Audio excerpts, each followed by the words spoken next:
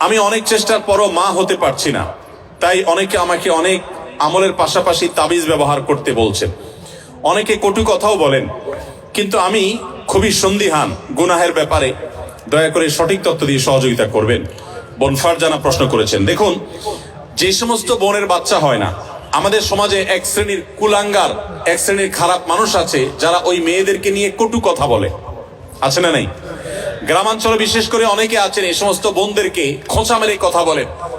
সন্তান হওয়া না হওয়া এটা কি পৃথিবীতে কোনো মানুষের হাতে?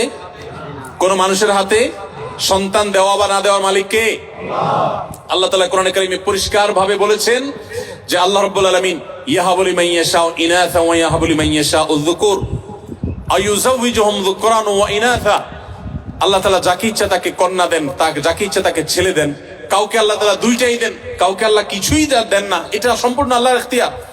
অতএব এই কারণে যদি কোনো মেয়েকে বা কোনো ছেলেকে কেউ দোষারোপ করে, সে আল্লাহর কাছে কবিরা গুনাহে লিপ্ত আসামি। যদি সে মুখে দাঁড়িয়ে থাকে, সে যদি হাজী সাহেব থাকে, সে যদি মসজিদের সভাপতি সেক্রেটারি হয়, সে যদি আলেম ইমাম সাহেব হয়, তারপর সে আল্লাহর কাছে অপরাধী এবং ক্রিমিনাল, বিকজ সে একজন নির্দোষ মানুষকে সে দোষ দেওয়ার চেষ্টা করেছে। এজন্য খবরদার, সন্তান হয় না, সব ছেলে হয় অথবা সব মেয়ে হয়, এজন্য মেয়েদেরকে অথবা ছেলেদেরকে কাউকে কোনো দোষ দেওয়া যাবে না। এটা সম্পূর্ণ আল্লাহর ফয়সালা।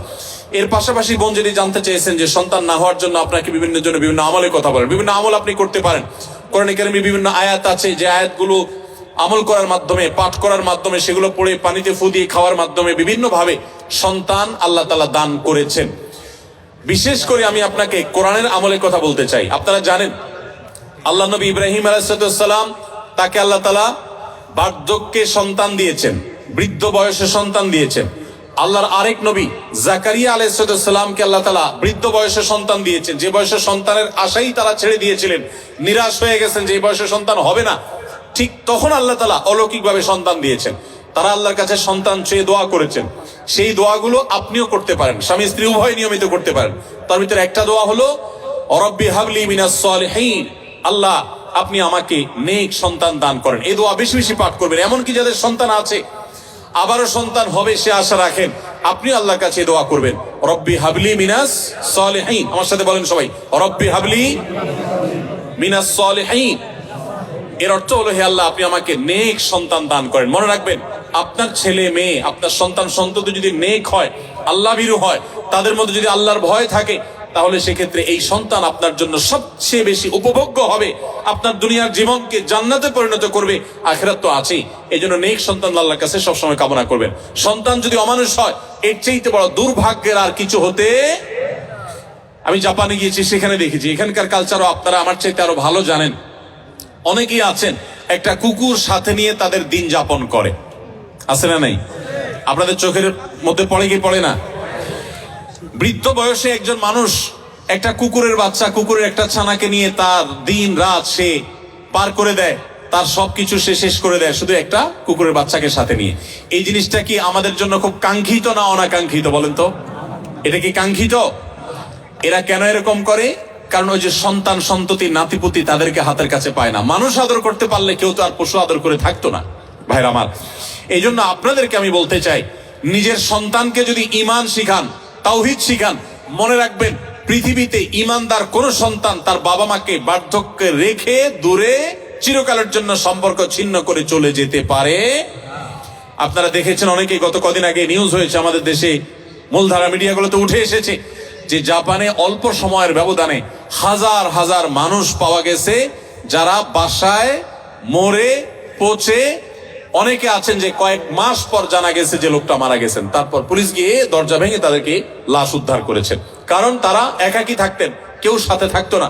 এর চাইতে বড় বেদনার, এর চাইতে বড় যন্ত্রণার, এর চাইতে বড় কষ্টের আর কি হতে পারে যে বার্ধক্যে এসে তারা কোনো মানুষ পাবে না। আপনি যদি চান যে আপনার সন্তান সন্ততি মৃত্যুর আগ পর্যন্ত আপনার পাশে থাকবে, আপনাকে আগলে রাখবে, আপনাকে স্নেহ মমতা দিবে, ভালোবাসা দিবে, তাহলে মনে রাখবেন একমাত্র পথ তাদেরকে মুসলমান বানানো, আল্লাহ ভীরু বানানো। আপনি যদি তাদেরকে বিজ্ঞানী বানান, সায়েন্টিস্ট বানান, আপনি তাদেরকে শিক্ষিত বানান, বড় ব্যবসায়ী বানান, বড় পদাধিকারী বানান, কিন্তু ঈমান শিখান নাই, তাওহীদ শিখান নাই, তাকওয়া শিখান নাই, ইসলাম শিখান নাই, আমি শপথ করে বলতে পারি আপনার এই সন্তান আপনার বিপদের কারণ হওয়ার সমূহ সম্ভাবনা আছে। এই জন্য সন্তান নেই হোক আমরা সবাই চাই কি চাই না বলেন? তাহলে দোয়া করতে হবে। যে বোন চেয়েছেন তার জন্য এবং অন্য সবার জন্য বলছি, রব্বি হাবলি মিনাস সলিহিন বেশি বেশি করে পাঠ করবেন। আরেকটা দোয়া হলো রব্বি লা তাদারনি ফারদা ওয়া আনতা খায়রুল ওয়ারিসিন। বিশেষ করে যাদের সন্তান হয় না তারা এই দোয়াটা বেশি বেশি পাঠ করবেন। রব্বি লা তাদারনি ফারদা, হে আল্লাহ আমাকে একা আপনি রেখে দিবেন না, ওয়া আনতা খায়রুল ওয়ারিসিন, আপনি সর্বোত্তম ওয়ারিস, তারপরও আপনি আমাকে নেক সন্তান দান করুন। এই দোয়ার মধ্যে সেটি চাওয়া হয়েছে। অতএব রব্বি লা তাজারনি ফারদা ওয়া আনতা খায়রুল ওয়ারিসিন এই দোয়া পাঠ করবেন ইনশাআল্লাহ তাআলা। এর বাইরেও আরো বহু দোয়া আছে। রব্বি হাবলি মিন লাদুনকা যুররিয়াতান তাইয়্যিবা, রব্বি হাবলি মিন লাদুনকা যুররিয়াতান তাইয়্যিবা, আল্লাহ আপনার পক্ষ থেকে আপনি আমাকে পবিত্র এবং ভালো সন্তান দান করেন। ইন্নাকা সামিউদ দুআ, আপনি দোয়া শ্রবণকারী। আমি আমার জীবনে বুঝজ্ঞান হয়েছে থেকে নিয়ে একটি দোয়া ছাড়ি নাই। রব্বানা হাব লানা মিন আজওয়াজিনা ওয়া যুররিয়াতিনা কুররাতা আয়ুন ওয়াজআলনা লিল মুত্তাকিনা ইমামা। সূরা ফুরকান আয়াত নম্বর 74, 74 আয়াত নম্বর। সূরার নাম হলো সূরা আল ফুরকান। এই আয়াতে যে দোয়া আছে, এখানে যারা অবিবাহিত আছেন তারা এই দোয়া এখন থেকে পাঠ করতে পারেন। আল্লাহ তাআলা নেক বা ভালো স্ত্রী যদি জীবনে না দেন তো আপনার জীবনে অনেক কিছু হওয়ার পরও সুখ শান্তি আপনি পাবেন না। সো নেক স্ত্রী এবং মেয়েদের জন্য নেক স্বামী, এই উভয় পক্ষের জন্য একই দোয়া, কমন দোয়া।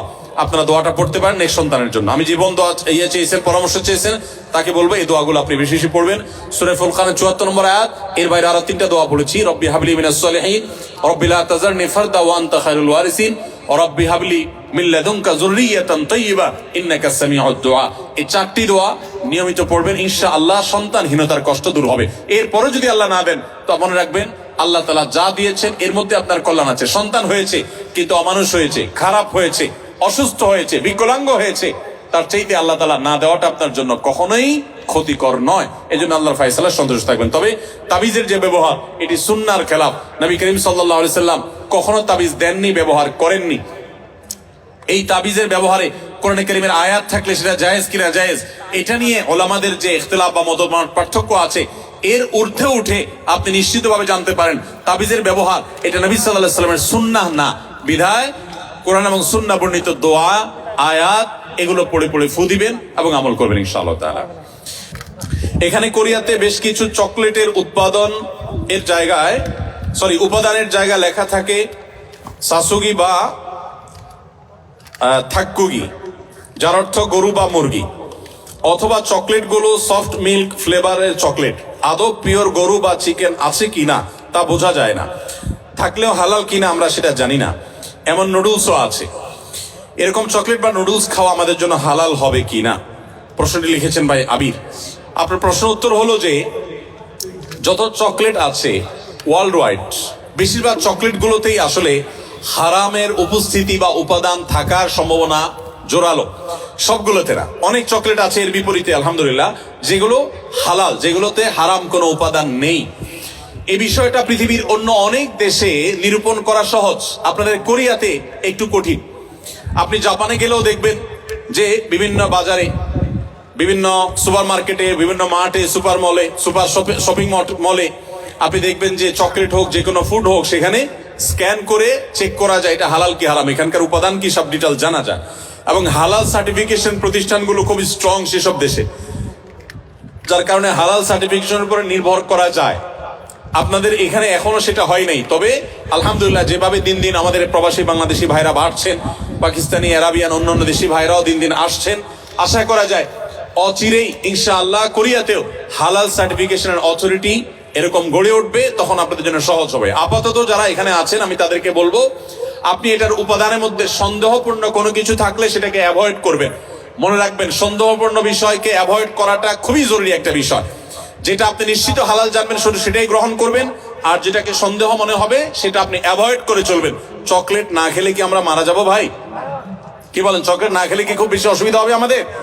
অতএব আমরা যথাসম্ভব সন্দেহপূর্ণ খাবার অ্যাভয়েড করে চলবো, তাহলে ইনশাআল্লাহ হারাম থেকে বেঁচে থাকা সহজ হবে।